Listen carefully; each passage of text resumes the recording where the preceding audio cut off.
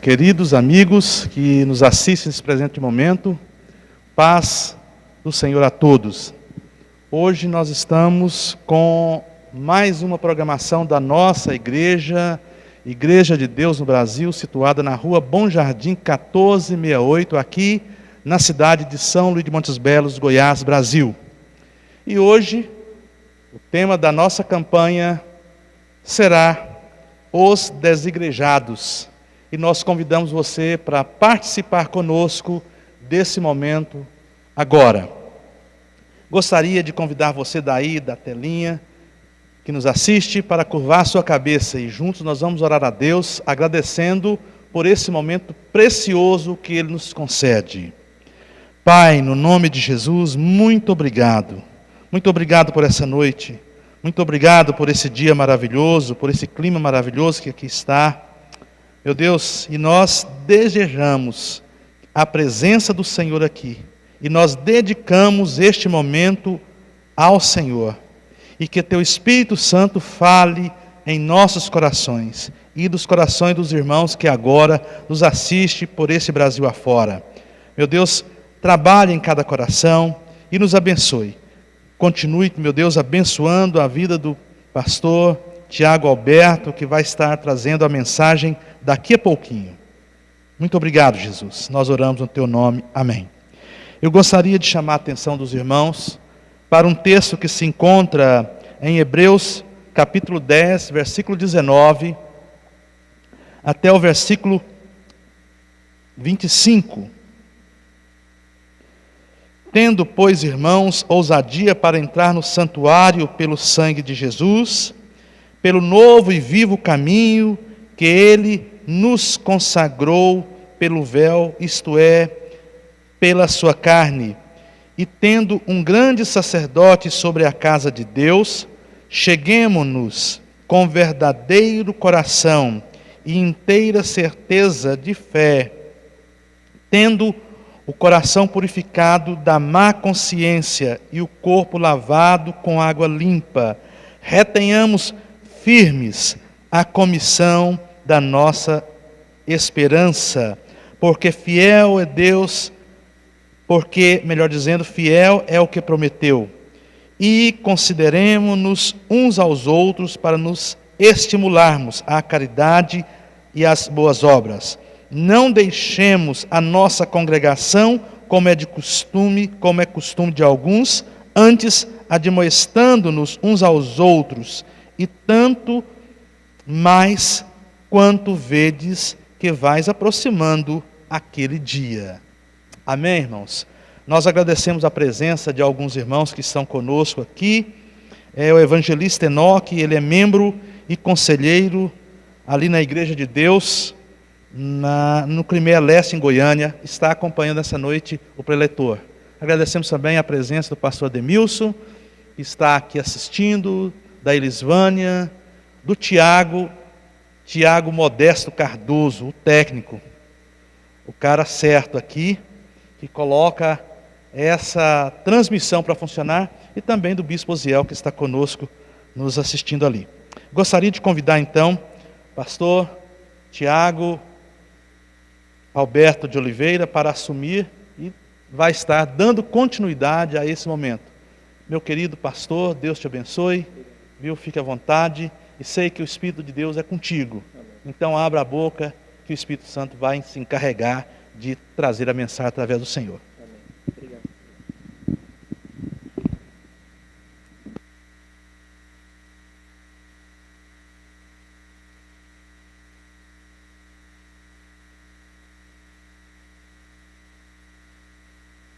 Agora sim, graça e paz a todos que estão nos ouvindo, aí através dessa transmissão ao vivo.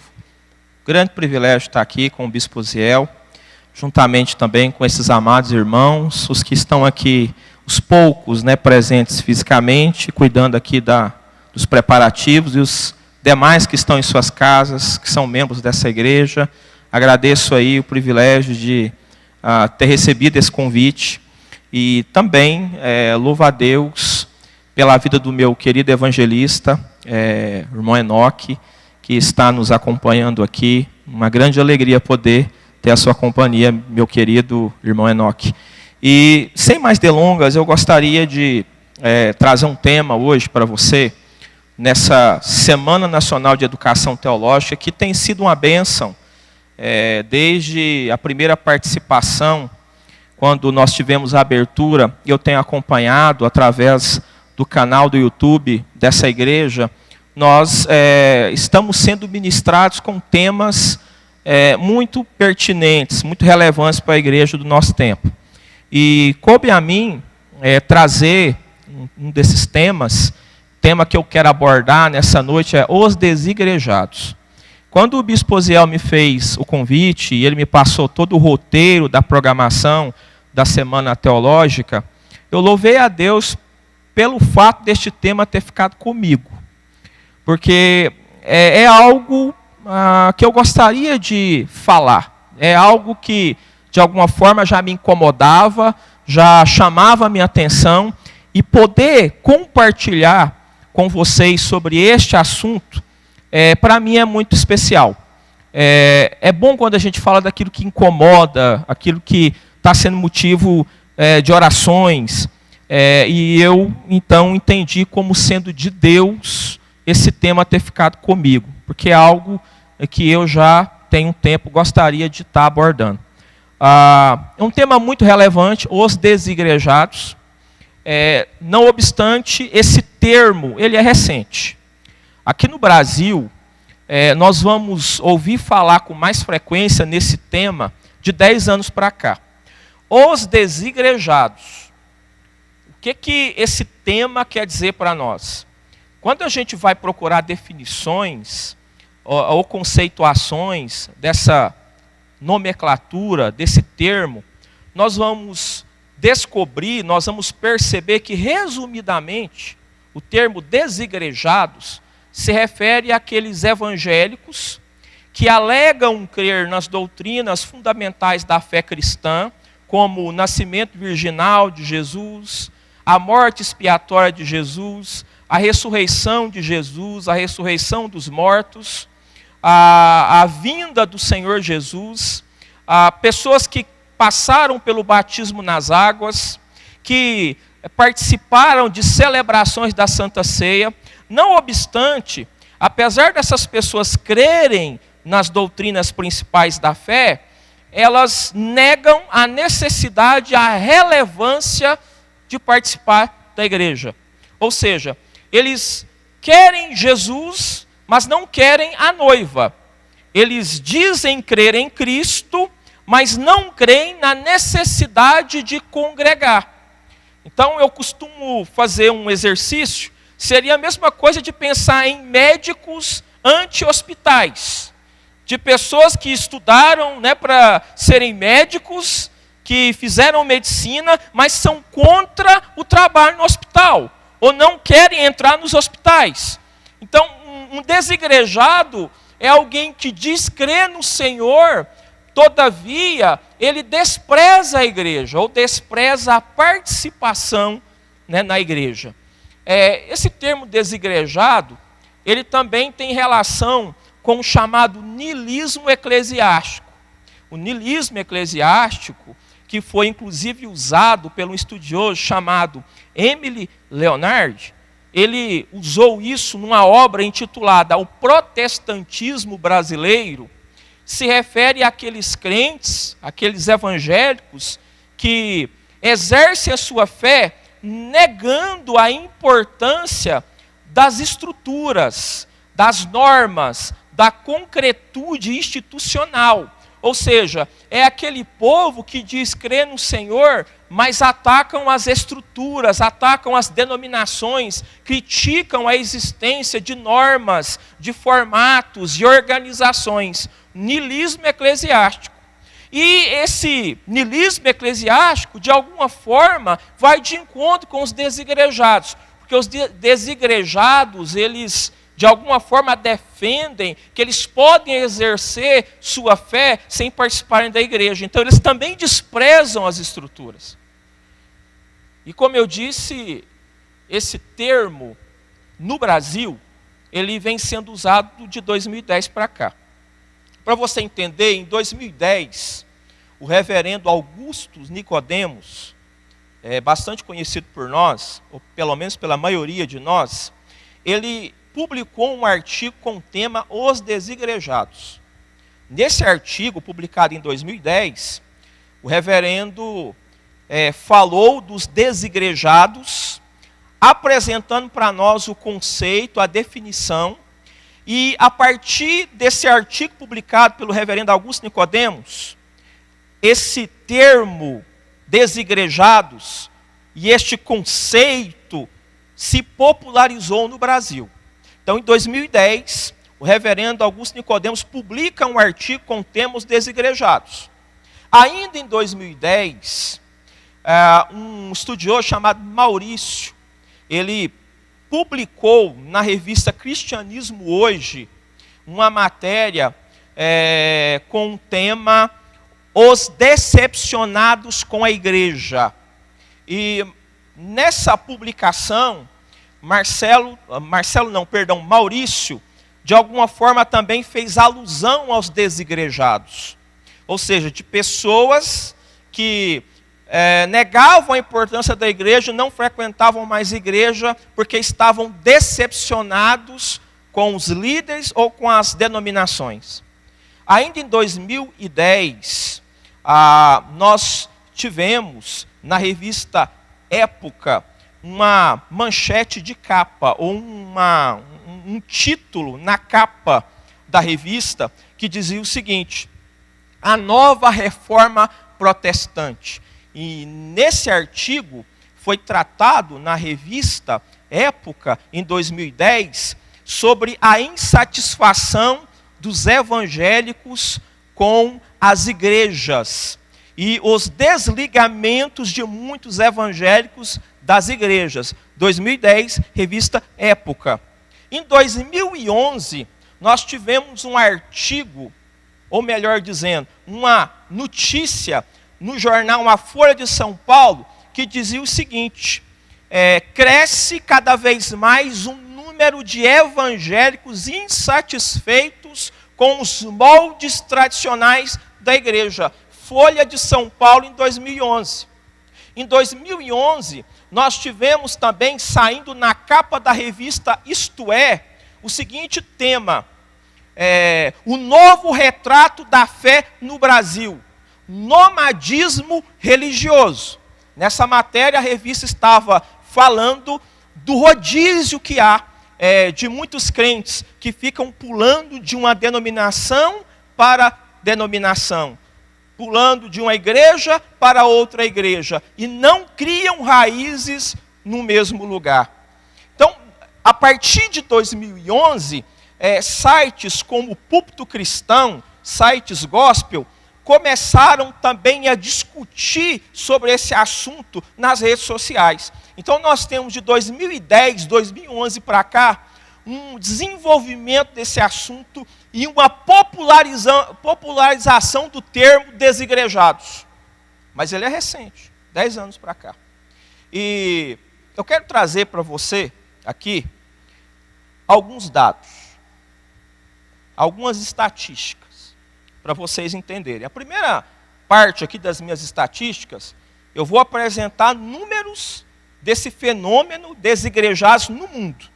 E depois eu vou me concentrar no território nacional. Então, os números do fenômeno desigrejados no mundo. Ou seja, eu estou aqui trazendo para você que desigrejado é alguém que já foi na igreja, já participou da igreja, mas hoje é contra congregar. Ou acha que ele pode ser cristão desprovido da necessidade de congregar. Por muito tempo, nós tivemos o termo, principalmente aqui no Brasil, católico praticante. Hoje, nas pesquisas que são feitas relacionadas à vida religiosa no Brasil, você já tem a categoria para os evangélicos praticantes ou não praticantes, ou os evangélicos nominais, ou os evangélicos que realmente participam da igreja. Então, esse termo desigrejados, hoje, é algo preocupante, porque não se trata apenas de uma nomenclatura, é uma realidade. E eu vou trazer aqui essa realidade em números. Só para vocês terem uma ideia, os Estados Unidos é o maior país protestante do mundo. E nós temos nos Estados Unidos aproximadamente 154 milhões de protestantes, de cristãos evangélicos. Mas para vocês terem uma ideia, 13% desses 154 milhões de crentes, ou seja, um total de 20 milhões, são formados por desigrejados. Ou seja, nós temos nos Estados Unidos 20 milhões de pessoas que se dizem cristãs, mas hoje não participam de igreja alguma. Eles exercem a sua fé em casa. Eles exercem a sua fé sem estar debaixo da autoridade de um pastor, sem participarem de um discipulado cristão, sem exercerem nenhum tipo de ministério na igreja local, porque eles não fazem parte de nenhuma igreja local. Então, 20 milhões de norte-americanos que se dizem cristãos e não frequentam nenhum tipo de igreja. Já passaram pela igreja, mas hoje, por algum motivo, não estão mais nela. 13% dos crentes, 20 milhões de crentes desigrejados. Na França, até 1990, 80% da população se declarava cristã. Então, na década de 90, na França, 80% da população se dizia cristã protestante, cristã evangélica. De 2007 para cá, nós tivemos uma queda absurda. E, por exemplo, em 2007, esse percentual de 80% caiu para 57%. Hoje nós temos na França, por exemplo, locais onde nós tínhamos igrejas, locais onde funcionavam igrejas, hoje são bares. Então a Europa, o berço do protestantismo, hoje está enfrentando uma frieza espiritual terrível. E onde se tinha uma população, em sua maioria, cristã protestante, hoje nós estamos ali contemplando uma decadência espiritual terrível. E muitas pessoas que não vão mais na igreja, mas que ainda dizem que são cristãs. Na Inglaterra, por volta do ano 2000, 56% das pessoas se declaravam ateus ou agnósticas. 56% dos ingleses, de 2000 para cá, passou a se declarar ateus ou agnósticos. Há uma diferença entre ateus ou ateísmo e agnosticismo. O ateu, ele não crê na existência de Deus e nega essa existência.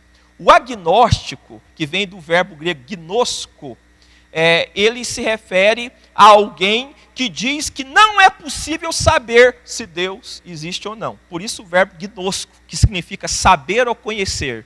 Ou seja, o agnosticismo é um ateu disfarçado, porque ele é alguém que não nega a existência, mas também afirma que não é possível saber. O ateu já diz, Deus não existe, e nega isso. E no continente europeu, de modo geral, 21% das pessoas, apenas 21% da sociedade toda no continente europeu, atestam que a religião tem alguma importância. Então nós estamos falando aí de praticamente 80%, 79% vão dizer que a religião não tem importância alguma, lá na Europa. O berço do protestantismo. Agora, quando a gente vai para o Brasil, a gente vem para a nossa realidade, a gente vai perceber, por exemplo, que se dizem aí, né, as pesquisas revelam, em torno de 40 milhões de evangélicos. É óbvio que quando eu ouço essas notícias, o resultado dessas pesquisas, eu questiono muito a qualidade desses evangélicos, porque, peraí, esse povo está vivendo a palavra mesmo, ou são chamados cristãos nominais? Mas esse é um outro assunto. Vamos partir do pressuposto que tem 40 milhões de evangélicos no Brasil. Segundo as pesquisas, 4 milhões desses evangélicos, 10%, não tem vinculação eclesiástica. Então veja bem, nós temos no Brasil aproximadamente 4 milhões de pessoas que se dizem evangélicas, que vão lá responder a pesquisa, olha, eu sou evangélico, eu creio no Senhor, eu sou crente, mas esses 4 milhões de pessoas não frequentam nenhuma igreja, não são membros em nenhum lugar, aqui no Brasil. Uma outra coisa interessante, desses 4 milhões de pessoas desigrejadas, 62% desses 4 milhões de desigrejados alegam que vieram de igrejas que enfatizavam a teologia da prosperidade. Então esse dado é importante.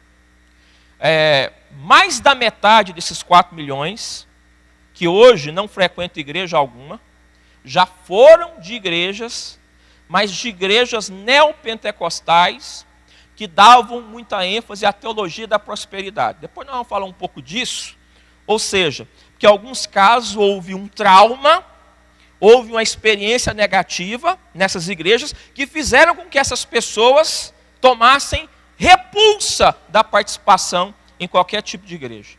Então é importante a gente pensar nisso. 63% de quem respondeu à pesquisa declararam que poderiam até voltar a frequentar a igreja. Então 63% alega que até conjectura voltar à igreja, desde que os vícios e malversões que os afastaram da comunhão desaparecessem. Então, 63% diz o seguinte, se a igreja mudar, eu volto para ela. 29% dizem que não pretendem manter vínculo com outra igreja. 63% cogita, se a igreja mudar, ou seja, se aquilo que desagradou estas pessoas mudar, e 29% diz o seguinte, faça sol, faça chuva, eu não volto para a igreja alguma. Agora, esse outro dado que eu vou dar aqui é muito interessante. 5,6 anos é o tempo médio de conversão dos desigrejados. Então preste atenção. Fazendo a média, considerando o tempo de fé, o tempo de conversão, quando se estuda sobre os desigrejados, se conclui que o tempo médio de fé dessas pessoas é de 5,6 anos. Ou seja, são pessoas que não aprofundaram muito na fé, ou que não ficaram muito tempo nas igrejas. O que é que isso quer dizer? Podemos trabalhar mais sobre isso à frente dessa palavra. Mas eu já adianto aqui que um dos problemas que impulsionam o surgimento dos desigrejados é a falta de um discipulado bíblico. A gente percebe aqui que essas pessoas, de certa forma, eram novas convertidas, que não adquiriram a maturidade apropriada, bíblica, e por conta disso, e aí nós vamos depois elencar uma série de fatores que geralmente acontecem, que podem contribuir para esse êxodo de pessoas da igreja, mas nós descobrimos aqui com esse dado, de 5,6 anos só de média, que muitas vezes não houve uma construção de uma maturidade, provavelmente por falta de um discipulado bíblico. E as pessoas, quando elas não têm alicerce na fé, quando elas não são discipuladas corretamente, ela não sabe lidar com os problemas, muitas vezes, com os conflitos, muitas vezes, que existem nas igrejas, e então elas saem. Então, fica aqui já esse alerta da minha parte para a necessidade de um discipulado bíblico em nossas igrejas. Agora eu quero falar com você sobre 3 tipos de desigrejados. Então, nós temos uma série de materiais sobre os desigrejados, e é preciso a gente ter cuidado, porque nós temos opiniões divergentes.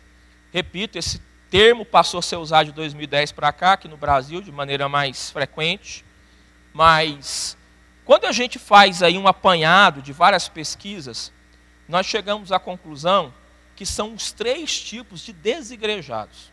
O primeiro é os desigrejados sem compromisso.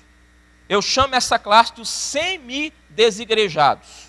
Por que eu chamo de semi-desigrejados? Porque essas pessoas não saíram definitivamente da igreja, da congregação em que ela é membro. Por quê? Porque é uma pessoa que ela ainda aparece de vez em quando. Não sei se o bispo Osiel tem esse problema aqui, mas normalmente isso acontece em nossas igrejas. Aquela pessoa que aparece no dia da ceia, aquela pessoa que aparece uma vez no mês, ou a cada 15 dias, você não pode contar muito com ela, ela não exerce nenhum tipo de ministério na igreja. Tudo que você vai pedir para ela fazer, ela diz que não pode, não é o tempo ainda, ela não dizima, ela não contribui com nada. Ou é aquele crente do churrasco, que só aparece no dia que tem festa, o crente da festa. Então é aquela pessoa que, de certa forma, ela ainda tem um vínculo com a igreja, ela ainda frequenta, mas ela não tem compromisso. Ela não tem compromisso nem de assiduidade, nem de estar participando sempre. Ela aparece de vez em quando e não se pode contar com ela. Então, nas nossas igrejas, nós temos muitos semi-desigrejados. É o primeiro tipo de desigrejado que eu quero mencionar aqui. Você que está me ouvindo, e é uma pessoa que seu pastor não pode contar com você. Você aparece o dia que você bem entende. Você nem crente domingueiro você é crente quinzenal. Você aparece quando dá na telha. Você está se enquadrando no semi-desigrejado. Você é uma pessoa que ainda vai na igreja, mas você não tem compromisso. Você não é assíduo. Você não é fiel na comunhão, na participação do corpo de Cristo. É os semi-desigrejados. Um outro tipo de desigrejado que nós temos, que já saiu da igreja, que já não tem mais vínculo nenhum com a igreja, é o tipo formado pelos críticos e pelos insubmissos. Eu faço questão aqui de frisar que a crítica nem sempre é negativa. Eu sou pastor e eu sou passível de crítica. E muitas vezes a crítica que até o meu rebanho pode fazer de mim, pode ser uma crítica construtiva e vai me ajudar a crescer. Mas existem críticas que não são construtivas, mas são destrutivas, e elas são baseadas na arrogância, na soberba, no egocentrismo. Não são críticas que visam o crescimento do outro, mas são críticas baseadas aí, não no amor, mas no ódio, na inveja. E essas críticas, ou estes críticos soberbos, muitos deles estão dentro das nossas igrejas.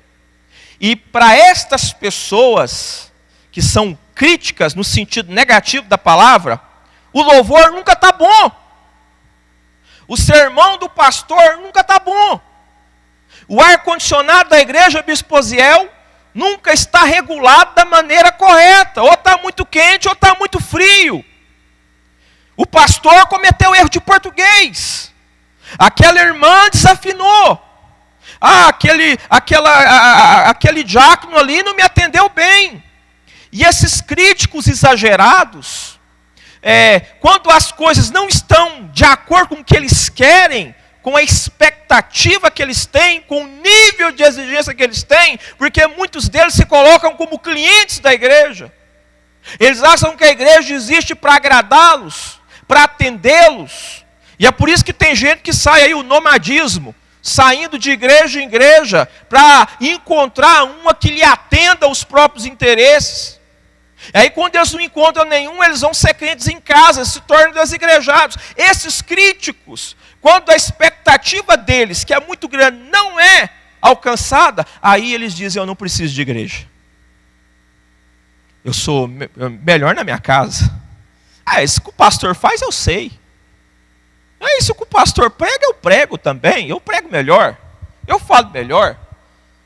Geralmente essas pessoas, tudo que você faz para elas, ou que você faz na igreja, nunca está bom. E elas só veem o que falta, ou o que você não fez bem. Elas não veem o lado positivo da coisa, os críticos. E aí eles saem da igreja, porque a igreja não lhe atendeu a expectativa. E além dos críticos, nós temos os insubmissos. Então, são críticos e muitas vezes, nesse segundo tipo, nessa segunda classe, os insubmissos. Porque são aquelas pessoas que têm dificuldade em se submeterem às autoridades eclesiásticas. Então, essas pessoas, elas têm dificuldade de se colocarem debaixo de um cajado. Elas querem ser pastores de si mesmas.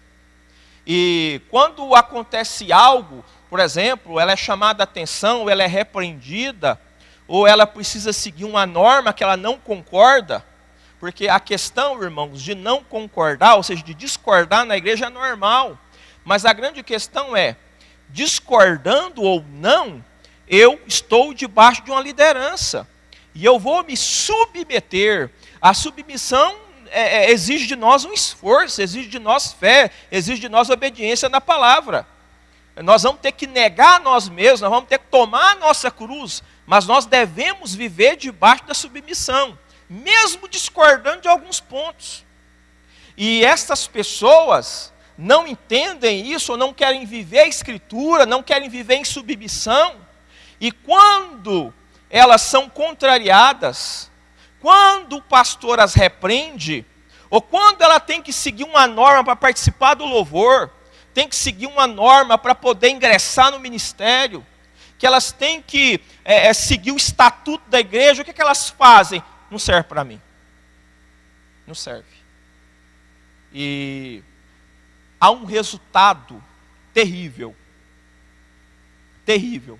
Resultado da insubmissão de muitas pessoas na igreja. Tem aqueles que se tornam desigrejados, porque eles não querem ser pastoreados, e eles acham que eles são pastores de si mesmos. Tem aquele que fala assim, Deus fala direto comigo. Eu não sei se você já ouviu. Não, Deus me revela. E ele não quer ser pastoreado, quer ser liderado, e ele vai ser crente em casa, um desigrejado. Mas tem aquele que não se torna um desigrejado, necessariamente. E ele vai abrir o seu próprio ministério.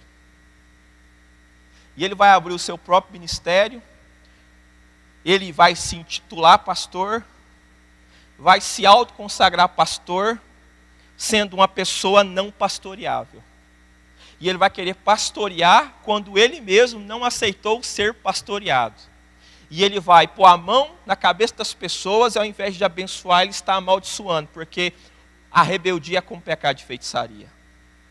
E tem muitos nossos crentes que acompanham esses insubmissos. Ou quando não acompanham, vão lá participar de campanhas nas igrejas deles. Ei, tu está levando maldição para sua casa e não bênção. Porque aonde não tem Bíblia, aonde não tem a vontade de Deus sendo feita, não tem bênção. Em submissão, não importa se ele fala em língua, se ele pula, se ele já orou por alguém e foi curado. Mateus 7, a partir do 21, naquele dia muitos dirão, não expulsamos demônio em teu nome, não profetizamos, não realizamos milagres. Jesus vai dizer, apartai-vos de mim, vós que praticam iniquidade, nunca vos conheci. Então, é o grupo dos insubmissos, que se tornam desigrejados ou vão abrir os seus ministérios independentes. Irmãos, eu não estou aqui fazendo uma crítica a todo aquele que saiu e abriu uma igreja. Há casos e casos. Mas eu estou falando das motivações pecaminosas, da abertura de ministérios, quando há uma abertura, porque houve um consenso, o obreiro foi enviado, foi abençoado, passou por um processo, amém, aleluia.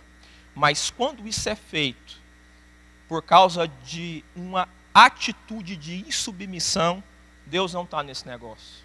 Então, nós temos o grupo dos desigrejados, porque são críticos demasiadamente, ou são insubmissos, não querem se sujeitar a ninguém. Então, além dos semi-desigrejados, os que não têm compromisso com a igreja, e além dos críticos insubmissos, nós temos um terceiro tipo de desigrejado. E que tipo é esse?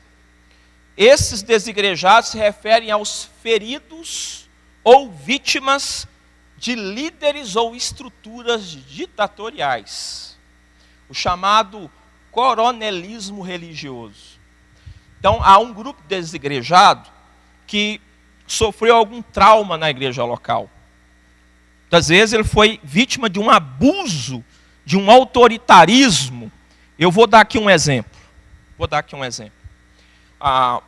Uma pessoa, eu ouvi isso de um pastor, se mudou para outra cidade por motivo de trabalho, e ela procurou o pastor, informando que ela teria que se desligar da igreja porque ela estava se mudando, e o pastor disse assim para ela, eu não te abençoo, eu sou a autoridade de Deus na sua vida, eu sou ungido de Deus e você não pode tocar no ungido de Deus, eu não te abençoo. E se você for, você vai ser amaldiçoada. E essa pessoa, uma irmã, entrou em crise, porque essas palavras do pastor assustaram ela demais, e ela não estava sabendo o que fazer.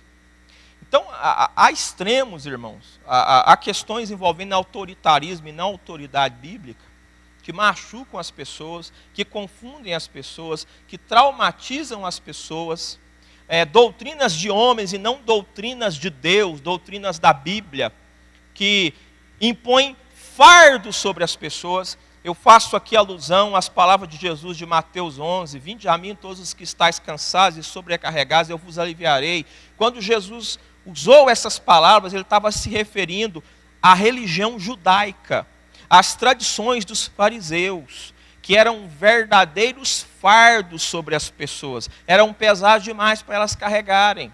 E Jesus estava dizendo, olha, joguem fora tudo isso, venham a mim e tomem sobre vós o meu jugo e o meu fardo, porque o meu fardo é leve e o meu jugo é suave. Então, há pessoas que são cobradas a seguirem fardos, pesos, jugos de homens e não de Deus. Isso machuca essas pessoas, e muitas delas adquirem traumas de igrejas porque foram feridas nesse sentido.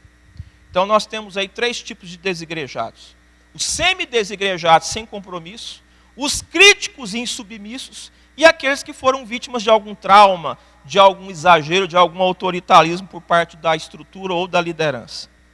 Agora,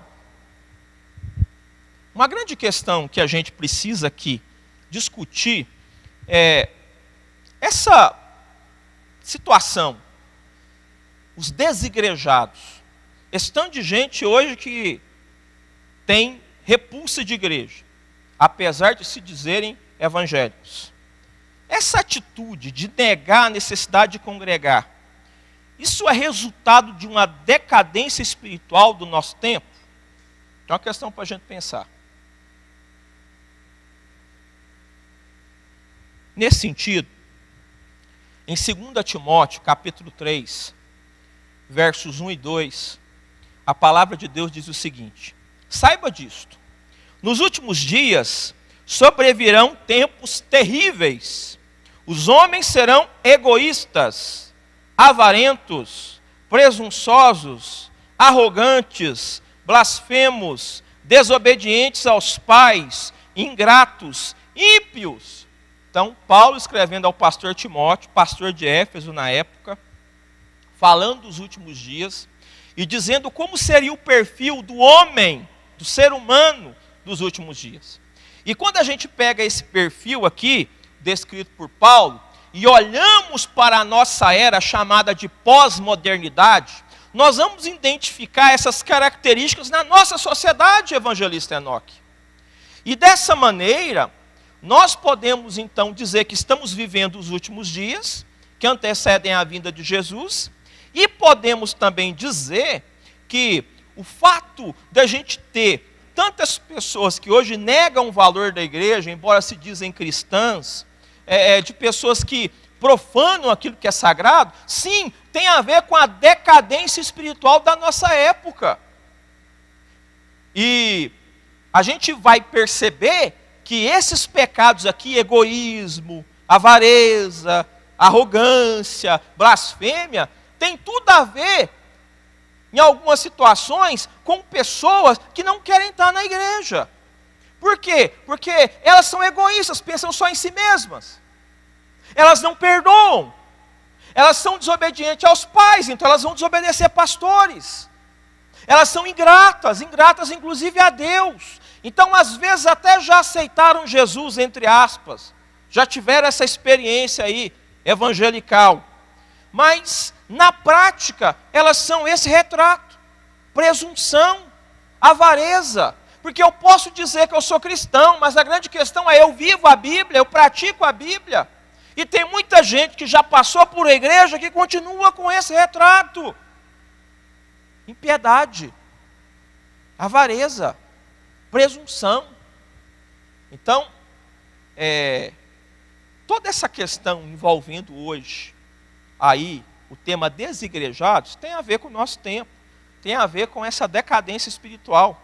Lá em Lucas capítulo 18, versículo 8, Jesus falou assim, ó, eu lhes digo, ele lhes fará justiça e depressa. Contudo, quando o Filho do Homem vier, encontrará fé na terra? Eu chamo a sua atenção para a palavra grega traduzida por fé aqui no texto, que é pistis. Essa palavra grega também pode ser traduzida por fidelidade.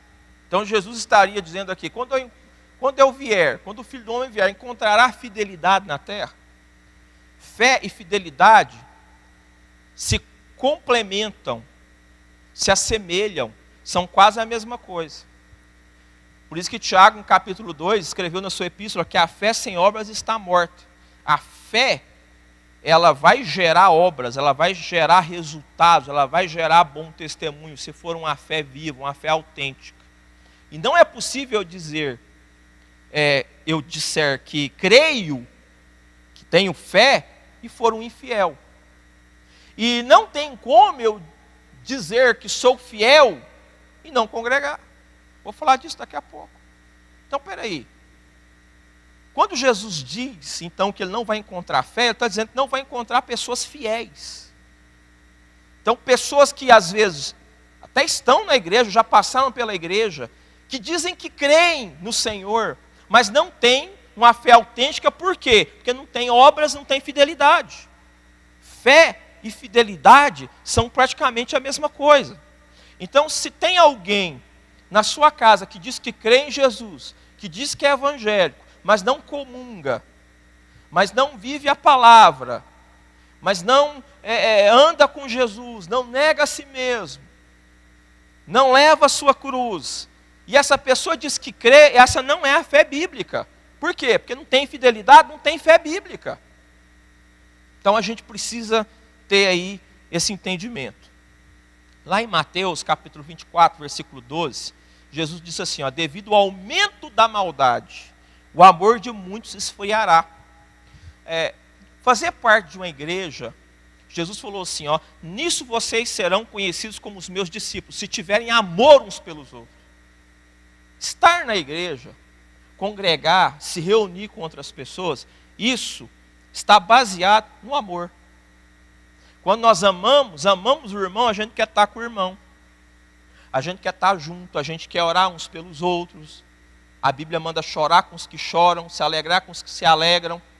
Então, o amor de Deus que está em nós, e a Bíblia diz que assim como Ele nos amou, nós devemos amar uns aos outros, Ele nos impulsiona a estarmos juntos, a nos reunirmos. Então, quando falta o amor, então falta a comunhão, falta a congregação, falta a reunião dos irmãos. Então, uma pessoa, por exemplo, que não ama, embora fale de amor, ou embora diga que creia, essa pessoa vai fazer pouco caso de comungar, vai fazer pouco caso de se reunir com os irmãos. Por quê? Porque não lhe tem amor, e ela não pode oferecer aquilo que ela não tem. O amor dela se esfriou. Em 2 Tessalonicenses, capítulo 2, versículo 3.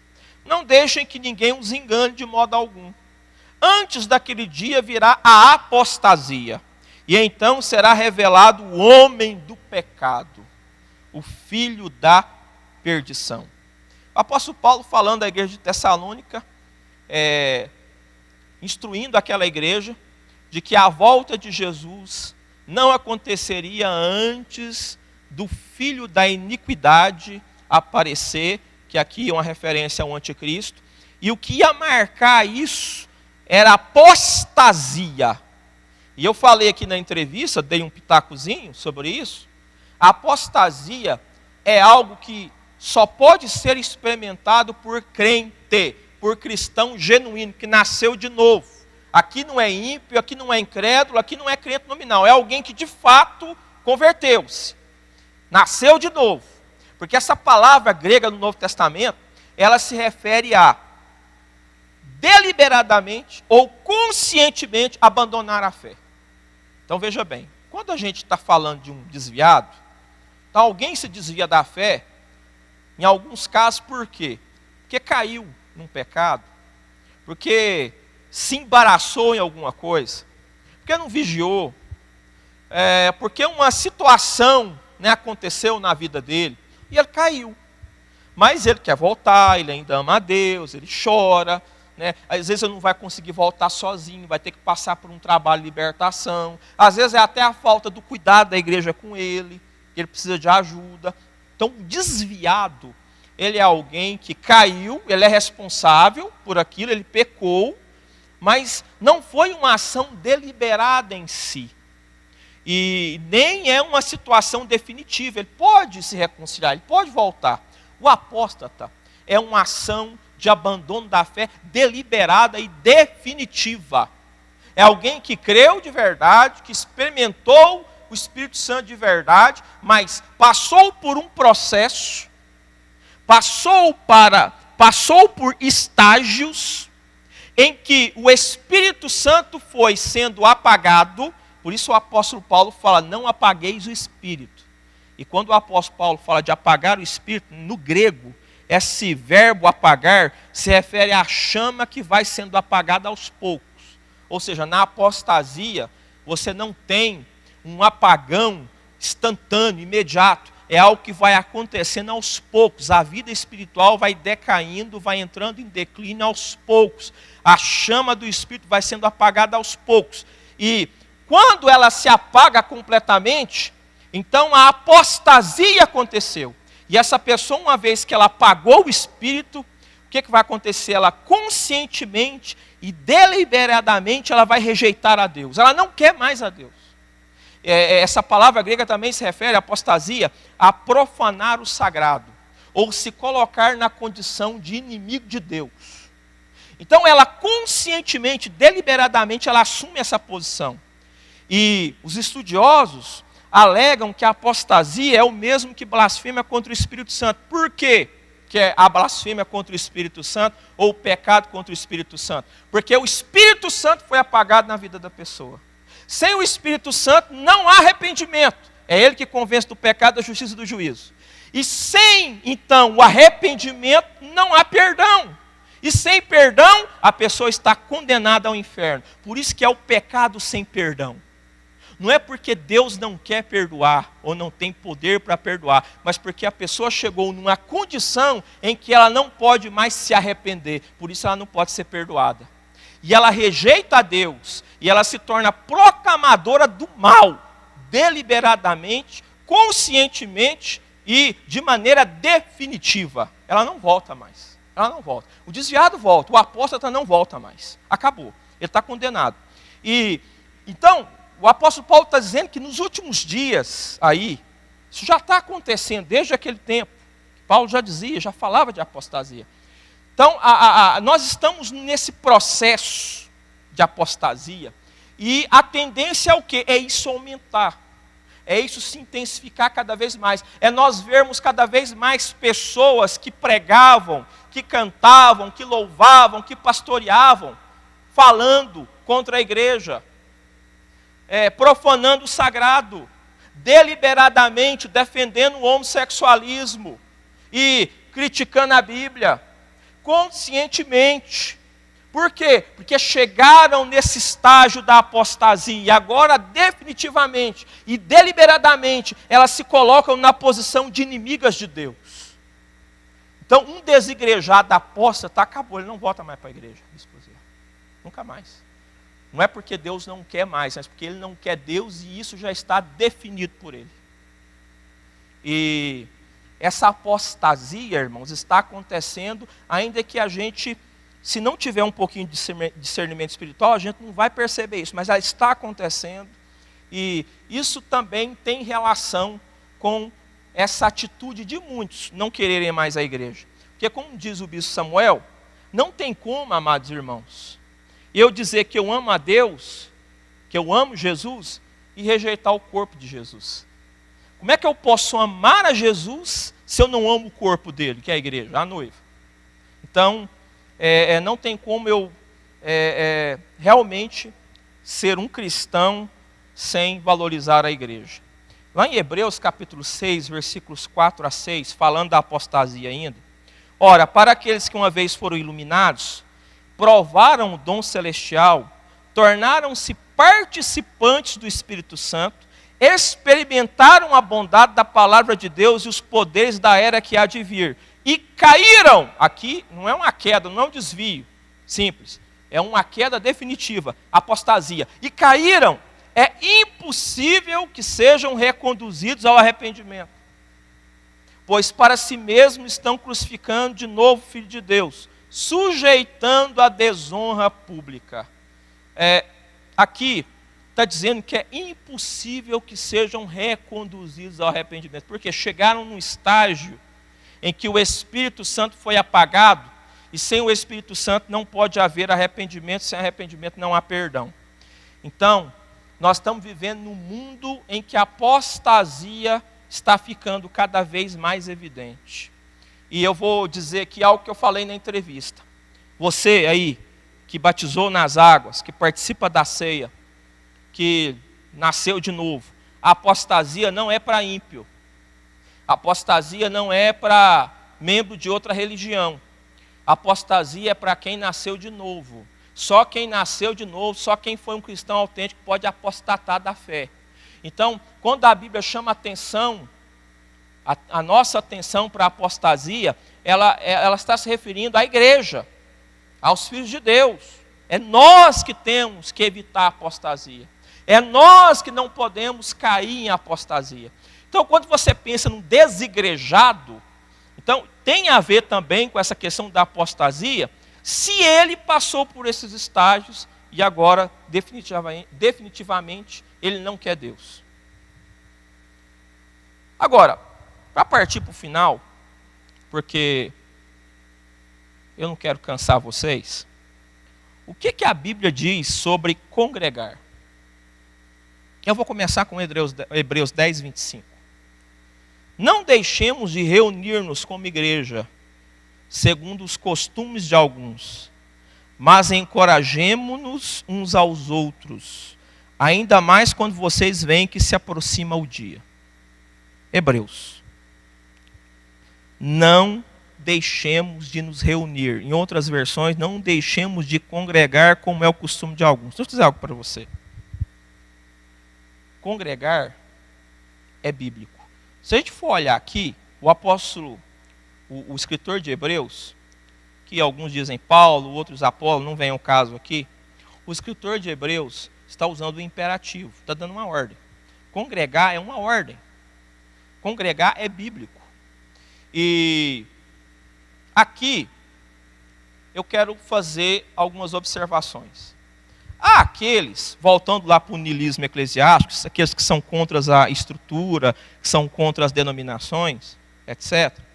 Há aqueles que alegam o seguinte: olha, a igreja lá primitiva não se reunia em templos, não havia denominações, não havia CNPJ, eram nas casas, etc. E há quem use então esses argumentos para excluir a necessidade de congregar numa igreja. A gente não tem que ir no templo, a gente não tem que fazer parte de denominação alguma.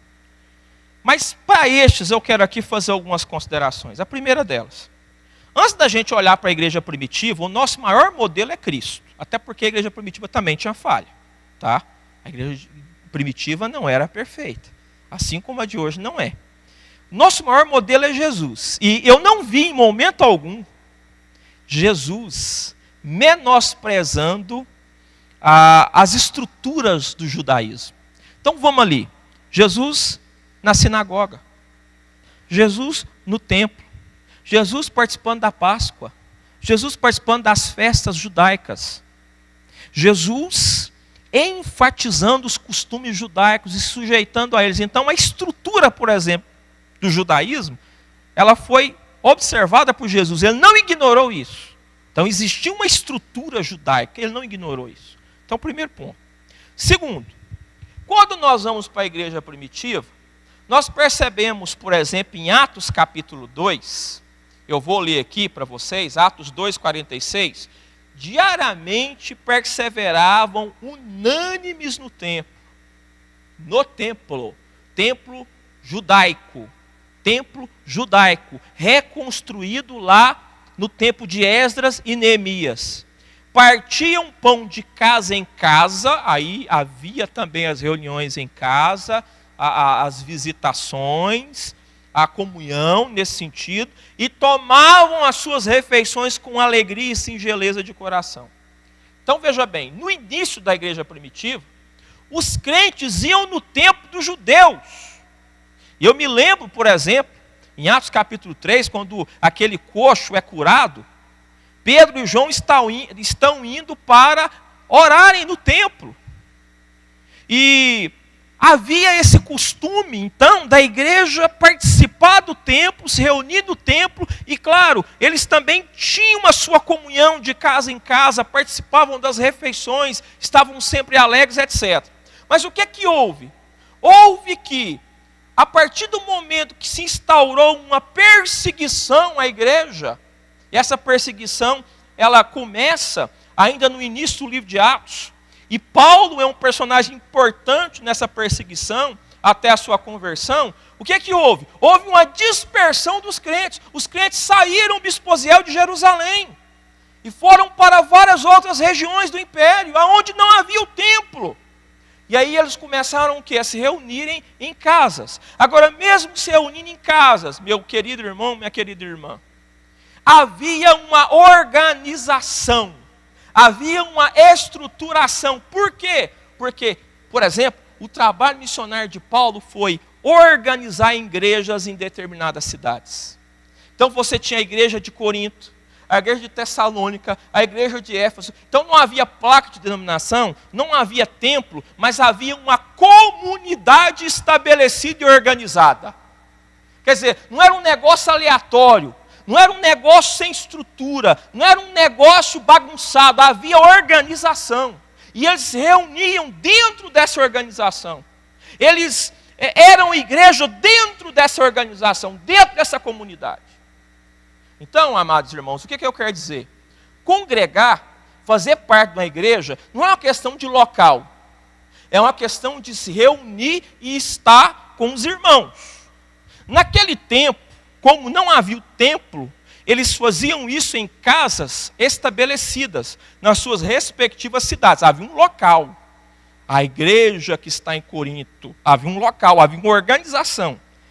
Não era um templo, mas era um local estabelecido para aquilo.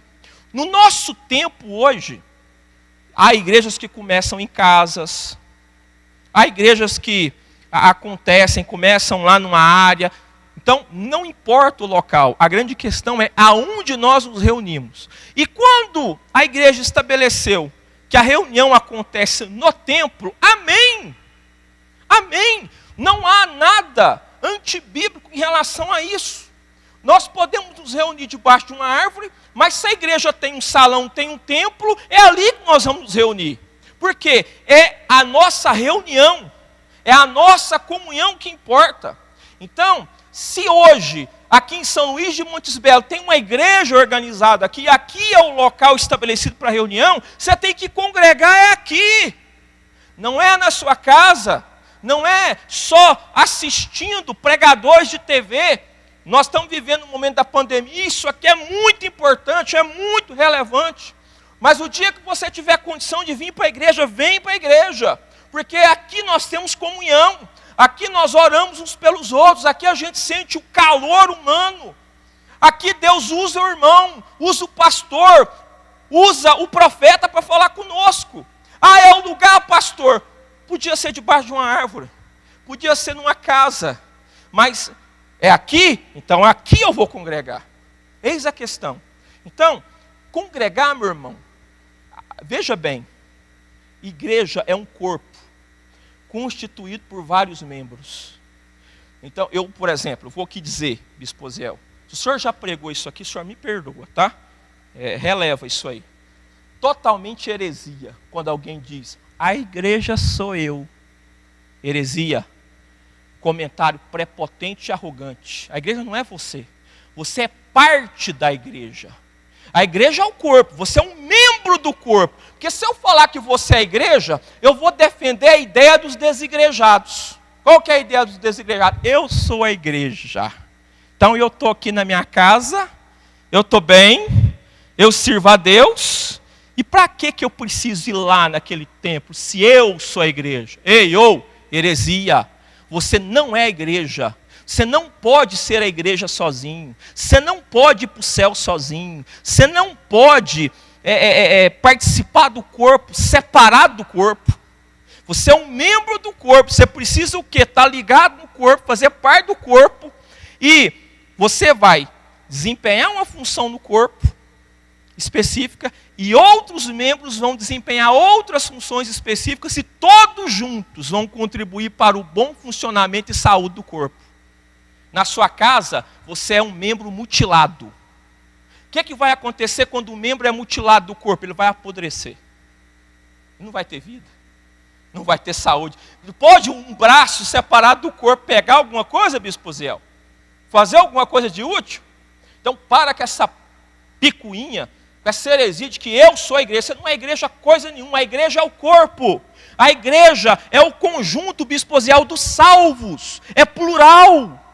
É a comunhão de todos nós. Você é membro da igreja. E como é membro da igreja, você tem que estar nela.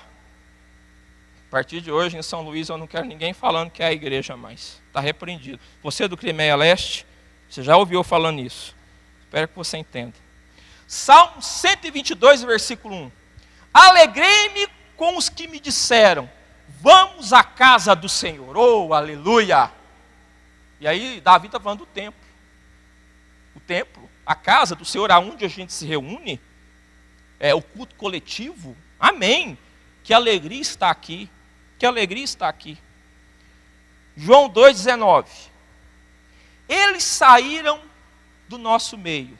Isso aqui é a epístola de João. Eles saíram do nosso meio, mas na realidade não eram dos nossos. João, o apóstolo João falando de falsos mestres que tinham saído da igreja.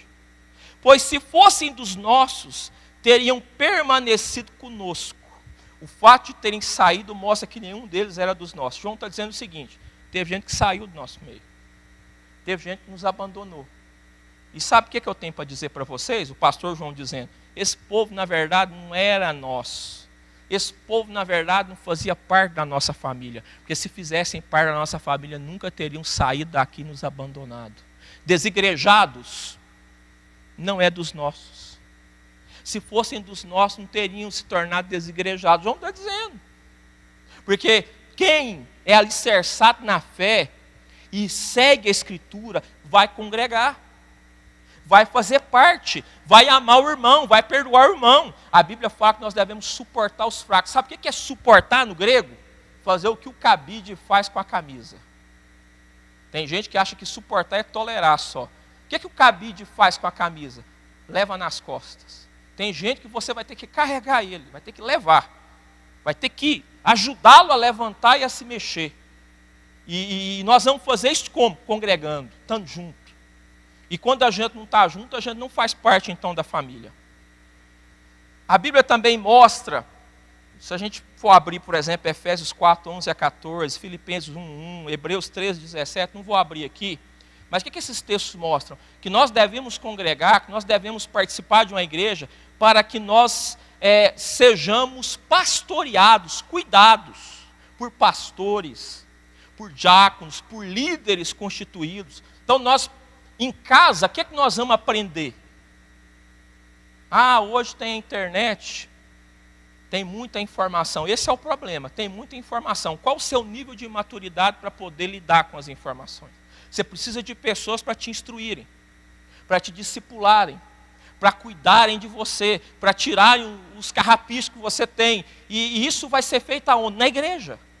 Então nós precisamos participar de uma igreja para a gente ser cuidado, para a gente ser edificado. Também nós precisamos estar na igreja, a gente vai ver isso em Romanos 12, 1 Carta aos Coríntios 12, Efésios 4 também. Por quê? Na igreja, os nossos dons espirituais, Enoque, vão ser identificados. E quando nossos dons espirituais são identificados, Bispo Ziel, Deus vai nos usar no corpo para edificação, para o crescimento da obra. Então, aonde eu vou ter os meus dons espirituais, que o Espírito Santo dá conforme lhe apraz, identificados e usados? Na igreja. Na igreja.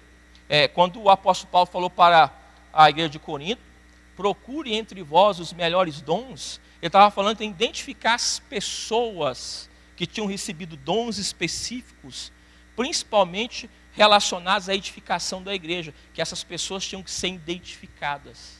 Aonde isso acontece? É no culto, é na igreja. É quando nós estamos reunidos. Lá na sua casa ninguém vai descobrir nada, você não vai fazer nada de útil por ninguém. E aí, conclusão, porque senão eu não volto aqui mais. Antes de eu fazer um alerta aqui, eu quero dizer aí para nós pastores que estão nos ouvindo, o que nós podemos fazer diante dessa realidade dos desigrejados? Que tipo de medidas nós podemos tomar? Irmãos, eu não vou aqui dar estratégia nenhuma. Eu acho que estratégias e modelos eles são importantes e são bem-vindos. Mas há pastores que criam estratégias antibíblicas, pegam modelos mundanos, porque eles querem agradar o público, querem atrair jovens, atrair pessoas, inchar a igreja, e aí, ao invés dele ir pelo caminho da Bíblia, ele vai pelo caminho do mundo. Pega estratégias aí, apenas coloca uma roupagem nova para poder atrair as pessoas. Nós não devemos, irmãos, viver ou pastorear conforme o gosto das pessoas. Nós devemos ser pastores segundo o coração de Deus. E se nós formos adotar algum modelo, alguma estratégia, tem que ser na visão que Deus nos deu e segundo a palavra. Então, eu não quero aqui dar modelos ou dar estratégias. O que nós precisamos fazer é ser igreja na essência da palavra. É sermos pastores na essência da palavra, segundo a Bíblia. Então, desigrejados, o que a gente tem que fazer? Isso que o Bispo Osiel está fazendo. Conscientização. Nós temos que pregar a Bíblia, nós temos que conscientizar as pessoas da vontade de Deus, pregar o evangelho verdadeiro, combater as heresias. Uma coisa interessante em relação a isso aí é o seguinte: as pessoas, se elas não ouvirem de nós a visão correta, elas vão pegar informações em outras fontes.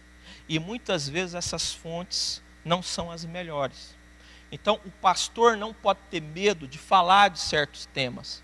É muito pertinente ter um trabalho discipulado correto, para poder alicerçar as pessoas na fé, para elas entenderem o que é ser cristãos, para elas entenderem que não é possível ser crente em casa, é preciso. E aí isso envolve o discipulado, envolve culto de ensino, envolve escola bíblica dominical. Aqui tem escola bíblica dominical, na minha igreja também tem. E tem igreja que não tem escola bíblica dominical. Ei, acorda, o estatuto manda ter escola e manter escola.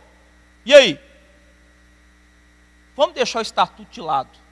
Nós precisamos estudar a Bíblia. Irmãos, nós precisamos ensinar a Bíblia para o povo. Não adianta. Se você tem dificuldade, vai estudar, vai procurar, vai se preparar. Mas eu quero aqui ser franco com vocês.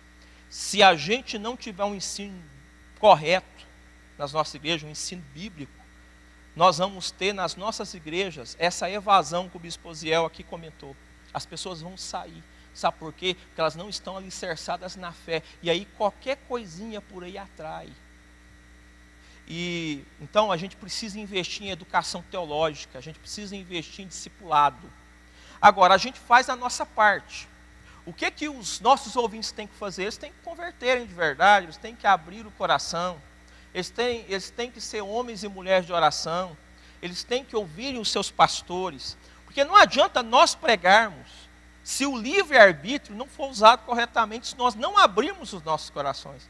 Então eu entendo que é preciso a liderança pregar a Bíblia, e é preciso o nosso povo se quebrantar. E aí eu quero aqui dizer o seguinte: vamos ser homens de oração, mulheres de oração, vamos jejuar, vamos buscar a Deus, porque quando o Espírito está quebrantado, a gente ouve a palavra, a gente entende a palavra, e a gente não vai pelo caminho do mal. Então o que a gente precisa fazer, pastor Tiago? Ser crente de verdade. Resumidamente é isso, é ser crente. É viver a Bíblia. E eu quero aqui chamar a sua atenção para o vírus do comodismo. E vou terminar aqui. Nós estamos vivendo aí, irmãos, nessa pandemia, uma paralisação. Os cultos, na maioria das cidades, retornaram, mas retornaram com muitas restrições. E o que eu tenho observado nessa retomada?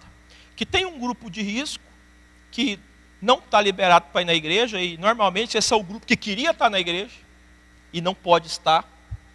E tem um grupo de irmãos, isso eu estou falando de modo geral, até conversando com os pastores, e na própria igreja que eu pastoreio também, que pode ir na igreja, mas não está indo na igreja. Por quê? Porque alguns foram contaminados com o vírus do comodismo. 2 meses em casa. Para quê? Uma pessoa comentou com uma amiga minha o seguinte: nossa, mas essa pandemia foi bom demais. Por quê? Porque eu descobri que eu não preciso ir para a igreja. Economizei, estou economizando com unha, economizando com cabelo, economizando com combustível. Eu estou aqui, assisto a live, estou de boa, não preciso ir lá, não estou correndo risco de ser assaltado. Quer dizer, ela pode ir no culto e não está indo, porque ela descobriu que é muito cômodo ficar em casa. Isso aqui é muito bom. Eu já parabenizei o Bispo Ziel e eu quero copiar muita coisa que eu vi aqui. Isso é uma ferramenta importante. E mesmo quando a pandemia acabar, nós podemos lançar isso para as pessoas que não podem estar aqui, para a gente divulgar a igreja, ok. Mas nós que podemos, devemos congregar. Nós não podemos deixar a pandemia nos fazer ficar acostumados em não congregar. Então você passe por cima dos impedimentos, dos empecilhos, dê o seu nome, vá na igreja. Participe da igreja, não fique acomodado, não caia no canto da sereia de que você não precisa da igreja, que você não tem que ir na igreja, que ir na igreja é difícil, que você vai pegar o vírus. Está repreendido! Esse vírus do comodismo está pegando muita gente. E eu vou dizer uma coisa para vocês, isso é uma estratégia maligna, isso é uma estratégia satânica. Quem é que não quer que você vá para a igreja? Deus! Quem é, Bispo Ziel? Diabo. O diabo quer que você fique fraco em casa. O diabo quer que você fique o domingão do Faustão e não o seu culto. E eu quero dizer algo para você. Compete a nós nos posicionarmos e não aceitarmos esse vírus do comodismo entrar na nossa vida. Eu termino com a seguinte frase: não é possível ser um cristão autêntico sem fazer parte de uma comunidade cristã. Você está em casa, não vai em nenhuma igreja, você diz que é cristão. Você pode ser um crente, porque o apóstolo Tiago falou assim, que crê até os demônios creem e tremem. Você pode até crer em alguma coisa, mas que você é um cristão autêntico, que vai morar no céu, que vai subir quando Jesus voltar, isso não. Porque se nós não vivermos a Bíblia, nós de fato não somos cristãos autênticos. Que Deus abençoe você, que Deus possa falar com você, possa te fazer pensar, e que nós não venhamos aceitar, irmãos, aquilo que não é da Bíblia para as nossas vidas. Deus abençoe.